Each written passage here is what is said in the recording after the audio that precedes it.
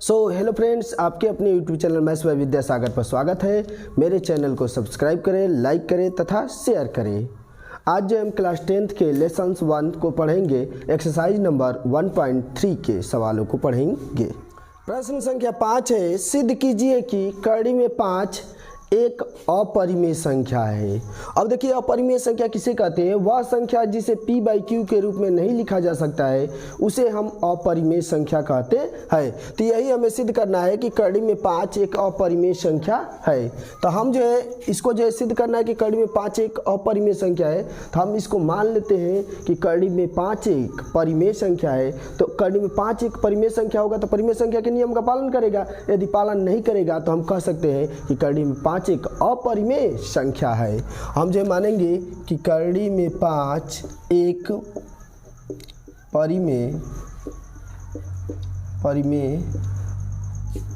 परिमेय संख्या a/b है, जहां a, b सहअभाज्य पूर्णांक संख्या है।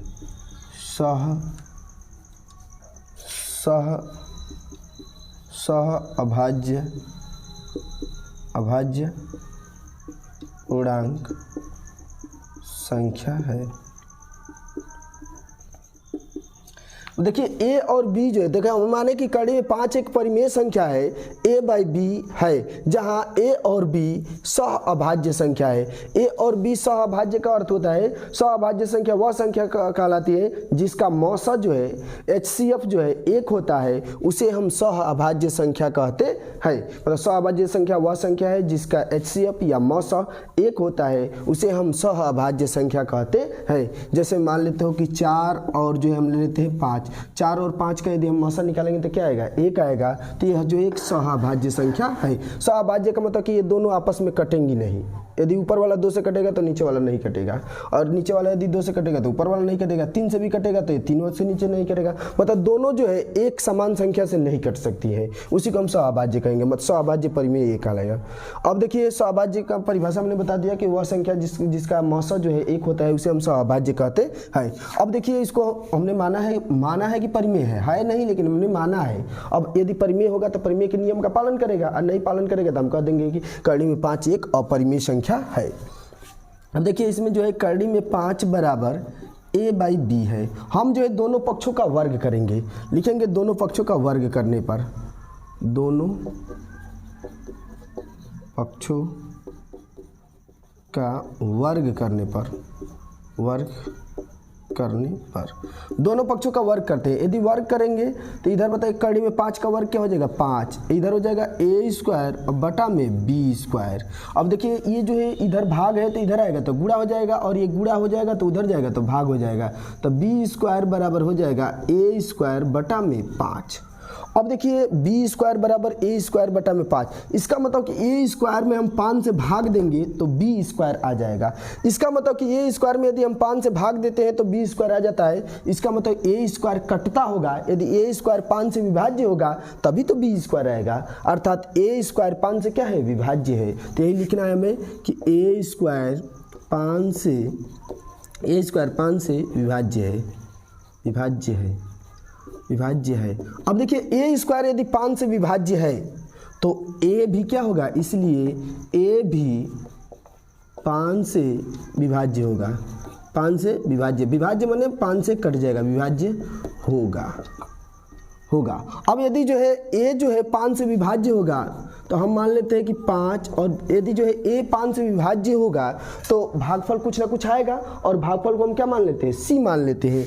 तो c मान लोगे, यदि जो है 5 से विभाज्य होगा तथा भागफल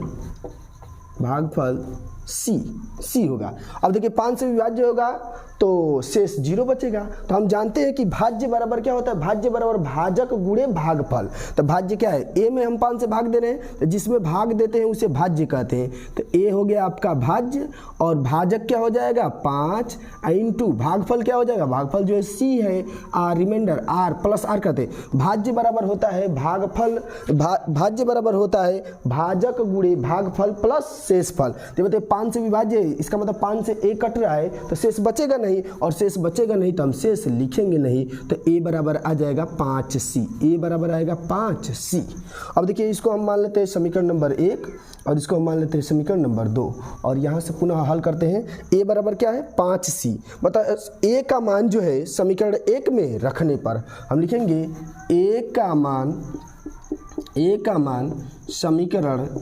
समीकरण 1 में रखने पर। अब देखिए ए बराबर हम क्या रखेंगे 5c, तो यहाँ पर समीकरण 1 क्या है बी स्क्वायर बराबर ए स्क्वायर बटा में 5 और ए के स्थान पर क्या रखना है 5c रखना है, तो बन जाएगा बी स्क्वायर बराबर 5c का होल स्क्वायर, क्योंकि स्क्वायर है और बटा में 5 है और 5c का हम स्क्वायर करेंगे। देखिए बी स्क्वायर बराबर 5 का स्क्वायर कितना हो जाएगा 25 और c का स्क्वायर c और बटा में 5 से कटाएंगे तो 5 5 25, यदि 5 इधर गुणा में है तो इधर आएगा तो भाग में हो जाएगा, तो बी स्क्वायर बटा में 5 इक्वल टू सी स्क्वायर। अब देखिए इससे क्या निष्कर्ष निकल रहा है, इससे ये निष्कर्ष निकल रहा है कि बी स्क्वायर में यदि हम 5 से भाग देते हैं तो सी स्क्वायर आता है। इसका मतलब बी स्क्वायर यदि 5 से विभाज्य है तो बी भी क्या होगा 5 से विभाज्य होगा। हम लिखेंगे बी स्क्वायर 5 से विभाज्य है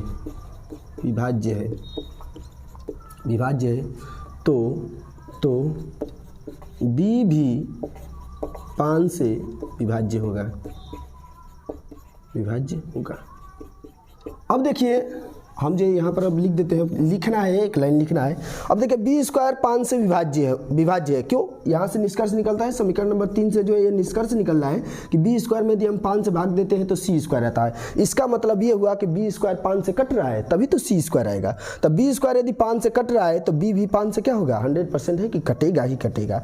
तो बी भी 5 से कट रहा है और यहाँ पर क्या निष्कर्ष निकला है कि ए भी 5 से कट रहा है और हमने क्या माना है कि ए और बी एक सहअभाज्य है और ये तो भाज्य आ गया। देखिए बी भी 5 से कट रहा है और ये भी 5 से कट रहा है, ये भी 5 से कट रहा है, ये भी 5 से कट रहा है। तो ये बताइए ये जो है सहअभाज्य है। सहअभाज्य का हमने परिभाषा बताया कि वह संख्या जिसका मौसा क्या होता है 1 होता है। लेकिन देखिए ए भी 5 से कट रहा है और बी भी 5 से कट रहा है तो इन दोनों का तो मौसा हो जाएगा 5।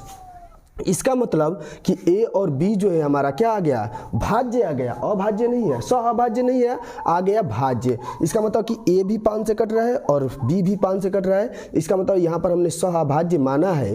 ये क्या है, इसके लिए कथन गलत आ रहा है कि मतलब ये सहअभाज्य नहीं है। और ऐसा क्यों आ रहा है, क्योंकि हमने इस करड़ी में 5 को एक परिमेय माना है, क्योंकि करड़ी में 5 एक परिमेय है ही नहीं, करड़ी में 5 क्या है एक अपरिमेय है। इसका मतलब कि जो हमने माना है तथा जो उत्तर आया है उन दोनों में क्या है विरोधाभास है। और विरोधाभास माने कि एक दूसरे के उल्टा आ रहे हैं। और ऐसा उल्टा क्यों आ रहा है, क्योंकि हमने करड़ी में 5 को क्या माना है परिमेय माना है, इसलिए करड़ी में 5 क्या होगा एक अपरिमेय संख्या होगा। तो यहाँ पर मान लिखे एक लाइन लिखना है कि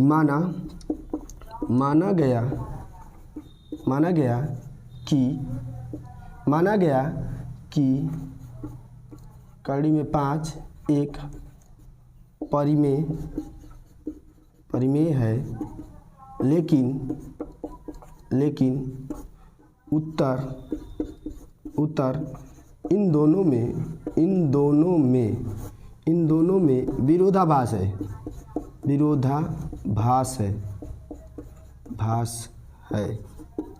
अब देखिए जो हमने माना है कि करड़ी में 5 एक परिमेय है और जो उत्तर आया है, उत्तर तो ये आ गया कि देखिए परिमेय है तो परिमेय माने ए बाई बी के रूप में होगा या पी बाई क्यू के रूप में होगा। पी बाई क्यू भी कर सकते हैं या ए बाई बी कर सकते हैं। और देखिए हमने माना था कि सहअभाज्य है और ये क्या आ गया भाज्य आ गया। तो जो माने हैं और जो उत्तर आया है इन दोनों में क्या है विरोधाभास है। ऐसा क्यों हुआ विरोधाभास, क्योंकि हमने इसको गलत माना है, क्योंकि करड़ी में 5 एक अपरिमेय है और हमने मान लिया कि परिमेय है, इसलिए इन दोनों में विरोधाभास है। इसलिए लिख देंगे, इसलिए करड़ी में 5 एक अपरिमेय संख्या है।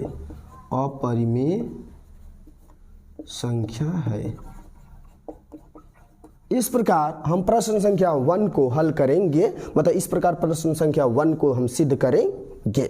ये जो है प्रश्न संख्या 1 का हल होगा। प्रश्न संख्या 2 है, सिद्ध कीजिए कि 3 + 2 करड़ी में 5 एक अपरिमेय संख्या है। सिद्ध कीजिए कि 3 + 2 करड़ी में 5 एक अपरिमेय संख्या है। हमें ये सिद्ध करना है। तो हम मान लेंगे सबसे पहले 3 + 2 करड़ी में 5 एक परिमेय संख्या है। हम इसके विपरीत मानेंगे, परिमेय संख्या, ऐसे हम a बाई बी माने चाहे p बाई क्यू दोनों मान सकते हो, जो मानना है। a बाई बी परिमेय संख्या a बाई बी है जहाँ a कामा b सह अभाज्य पूर्णांक है, सह अभाज्य पूर्णांक है, सह अभाज्य पूर्णांक है। सह अभाज्य माने एक दूसरे से जो है समान संख्या से नहीं कटेंगे, सह अभाज्य पूर्णांक है। सह अभाज्य संख्या हमने बता चुका हूँ कि सह अभाज्य संख्या वह संख्या है जिसका मौसा क्या होता है, 1 होता है। अब देखिए इसे हम हल करना है। 3 + 2 करड़ी में 5 बराबर a बटा में b।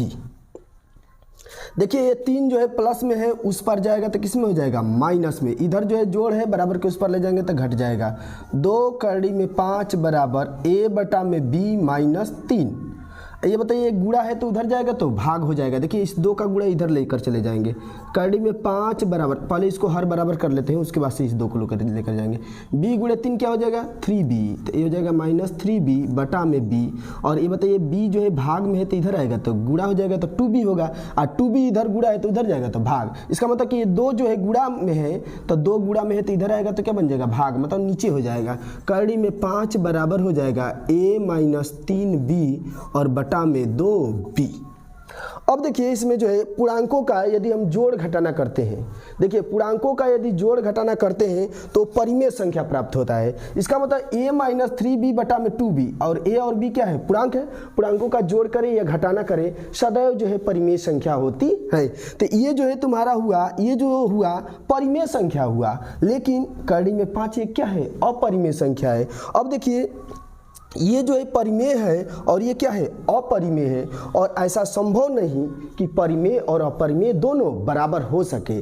आइए बताइए क्यों बराबर आ गया है, क्योंकि हमने जो यहाँ पर माना है कि 3 + 2 करड़ी में 5 एक परिमेय संख्या है, हमने गलत माना है, इसलिए यहाँ पर गलत आया है। गलत क्यों आया है, क्यों गलत आया है, इसलिए क्योंकि परिमेय और अपरिमेय कभी भी बराबर नहीं हो सकती। हम जानते हैं कि करड़ी में 5 एक क्या है, एक अपरिमेय संख्या है, और ये जो है हमारा परिमेय संख्या है। हम यहाँ पर लिखेंगे, यहाँ पर लिख देंगे कि करड़ी में 5 एक अपरिमेय, करड़ी में 5 एक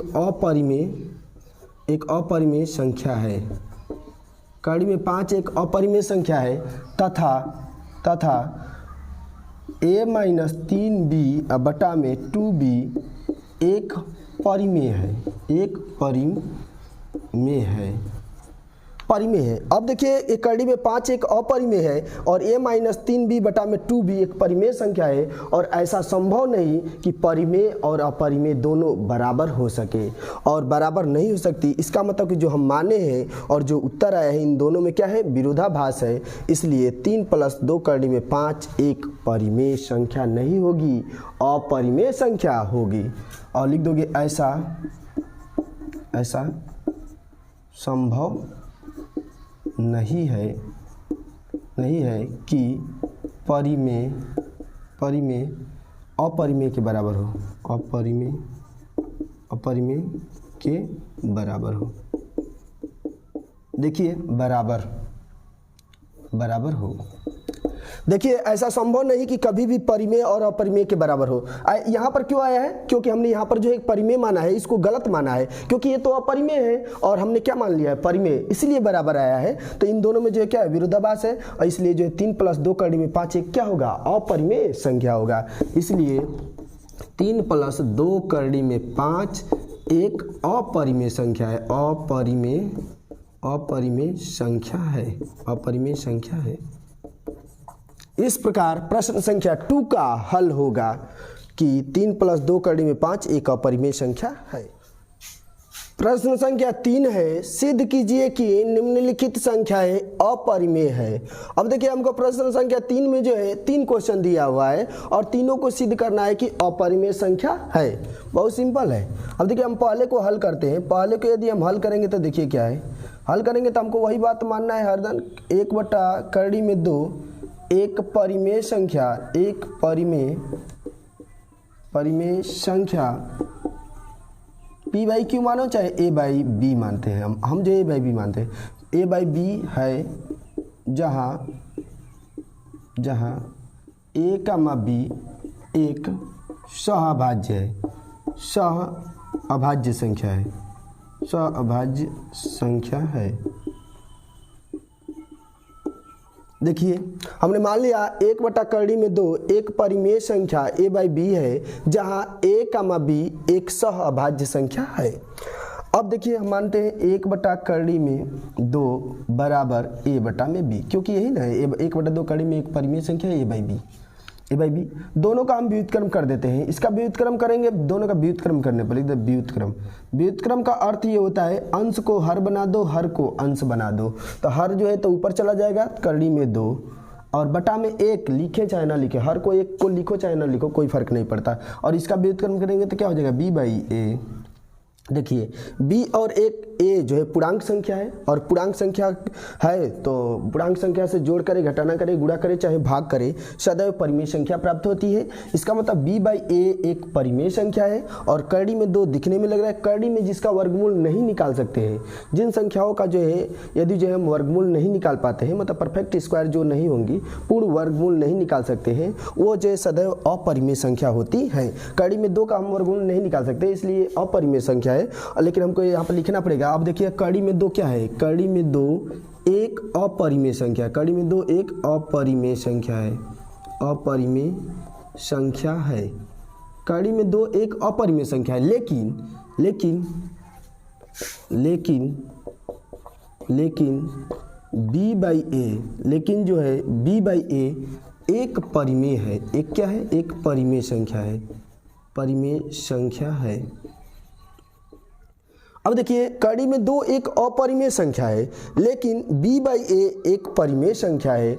और ये बताइए परिमेय और अपरिमेय कभी बराबर हो सकती हैं? नहीं, क्योंकि देखिए यहाँ पर जो कड़ी में 2 अपरिमेय हो गया, b बाई ए एक परिमेय हो गया, और दोनों बराबर दिख रहा है। और परिमेय और अपरिमेय कभी बराबर नहीं हो सकती, ऐसा संभव नहीं है, ऐसा संभव नहीं है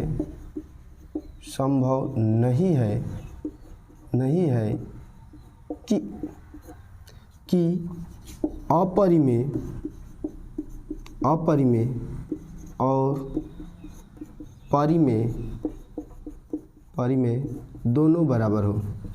दोनों बराबर हो। देखिए ऐसा संभव नहीं है कि परिमेय और अपरिमेय दोनों बराबर हो सकती है। और यहाँ पर क्यों बराबर आई हैं? क्योंकि हमने क्या माना है, 1/2 को क्या माना है, अपरिमेय संख्या, और ये वाकई में परिमेय संख्या माना है, और ये वाकई में क्या है, अपरिमेय संख्या है। और इसीलिए जो है यहाँ पर परिमेय अपरिमेय दोनों बराबर आ गया है। लेकिन बताओ कभी ऐसा संभव नहीं है कि परिमेय कभी भी अपरिमेय के बराबर हो, या अपरिमेय परिमेय के, मतलब ये दोनों जो है एक दूसरे के बराबर कभी नहीं हो सकती है, और कभी नहीं हो सकती है। इसका मतलब कि ये जो आया है दोनों बराबर, और इसमें जो माने हैं इन दोनों में क्या है, विरोधाभास हो गया, उल्टा आ गया। इसका मतलब जो है हो जाएगा कि 1/2 एक क्या है, अपरिमेय संख्या है। इसलिए 1/2 एक अपरिमेय संख्या है, अपरिमेय संख्या है। इसलिए 1/2 एक अपरिमेय संख्या होगा। अब इसी का दूसरा को हल करना है, तीसरा को हल करना है, ठीक है। तो हम जो है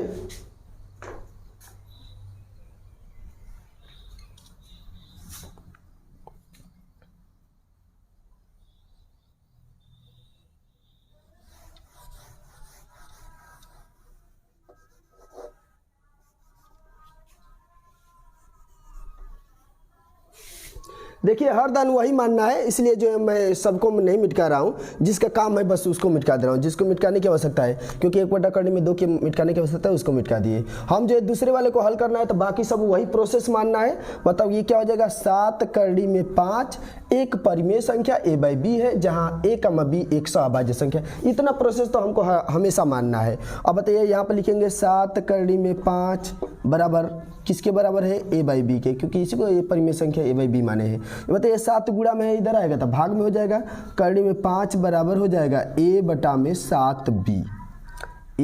7b, और फिर वही प्रोसेस। ये बताइए करड़ी में 5 क्या है, एक अपरिमेय संख्या है, हम लिख देंगे करड़ी में 5 एक अपरिमेय संख्या है, लेकिन a बटा में, लेकिन a बटा में 7b, देखिए a भी पूर्णांक है, b भी पूर्णांक है और 7 भी क्या है, एक पूर्णांक संख्या है। तो पूर्णांकों का जोड़ करें, घटाना करें, गुणा करें, चाहे भाग करें, वो सदैव परिमेय संख्या ही प्राप्त होती है। देखिए a बटा में 7b, a बटा में 7b मतलब धनात्मक पूर्णांकों का जो है जोड़ करें, गुणा करें, घटाना करें या भाग करें, सदैव जो है परिमेय संख्या ही प्राप्त होती है। तो कड़ी में 5 एक अपरिमेय संख्या है, a बटा में 7b एक क्या हो गया, परिमेय संख्या। देखिए कड़ी में 5 एक अपरिमेय संख्या है, लेकिन a/7b एक परिमेय संख्या है और ऐसा संभव नहीं है कि अपरिमेय संख्या और परिमेय संख्या दोनों बराबर हो सके। यही जो है यहाँ पर तो हमेशा लिखना है कि ऐसा संभव नहीं है कि परिमेय अपरिमेय के बराबर हो सके। ऐसा तभी संभव होगा जब हम गलत मानेंगे या गलत करेंगे, ठीक है। तो देखिए अब जो ऐसा संभव नहीं है कि अपरिमेय परिमेय के बराबर हो सके, इसलिए तुम्हारा 7 कड़ी में 5 एक क्या होगा, अपरिमेय संख्या होगा। 7 कड़ी में 5, इसलिए 7 कड़ी में 5 एक अपरिमेय संख्या है। ये जो हम माने हैं क्या है, कथन गलत है, ठीक है। अब जो हम इसी तरीके से तीसरे क्वेश्चन को भी हल करेंगे, से हूबहू ऐसा ही जो है हल करना है तीसरे क्वेश्चन को। ये दूसरा है, देखिए तीसरे को हल करना है तो बस यहाँ पर हमको मिटाना है और यहाँ पर हमको मिटाना है और यहाँ पर मिटा देंगे और यहाँ पर बस, और बाकी सब प्रोसेस वही रहेगा। अब जो हम इसको लिखेंगे क्या है, 6 प्लस कड़ी में 2, 6 प्लस कड़ी में 2 एक परिमेय संख्या a/b है, जहाँ a, b एक सहअभाज्य संख्या है। अब देखिए 6 प्लस कड़ी में 2 बराबर a बटा में b, 6 इधर प्लस में है तो उधर जाएगा तो माइनस में हो जाएगा। तो कड़ी में 2 बराबर a बटा में b माइनस 6, और इसको हर बराबर करेंगे तो b का गुणा इसमें कर देंगे तो कड़ी में 2 बराबर हो जाएगा a माइनस 6b और बटा में b। अब देखिए जो है पूर्णांक संख्या, धनात्मक पूर्णांक संख्या का जोड़ घटाना है और ये जो है कड़ी में 2 जो है अपरिमेय संख्या है और धनात्मक संख्याओं का जोड़ घटाना करो चाहे भाग करो, ये सदैव परिमेय संख्या होती है। इसका मतलब कि कड़ी में 2 एक अपरिमेय संख्या है, लेकिन a माइनस 6b बटा में b एक परिमेय संख्या है और ऐसा संभव नहीं है कि अपरिमेय परिमेय के बराबर हो। ऐसा तभी संभव होगा जब हम यहाँ पर गलत माने हैं। इसका मतलब ऐसा संभव नहीं है कि अपरिमेय परिमेय के बराबर हो, इसलिए तुम्हारा जो है 6 प्लस कड़ी में 2 एक अपरिमेय संख्या है। इसका मतलब कि 6 प्लस कड़ी में 2 एक अपरिमेय संख्या है। ये जो है हमारा प्रश्न संख्या 3 समाप्त हो गया। एक्सरसाइज नंबर 1.3 भी समाप्त हो गया, पूरा क्वेश्चंस को हल हो गया। यदि जो है चैनल पर नए हो तो मेरे चैनल को सब्सक्राइब करें, लाइक करें तथा शेयर करें, और कोई भी दिक्कत हो तो कमेंट जरूर करें।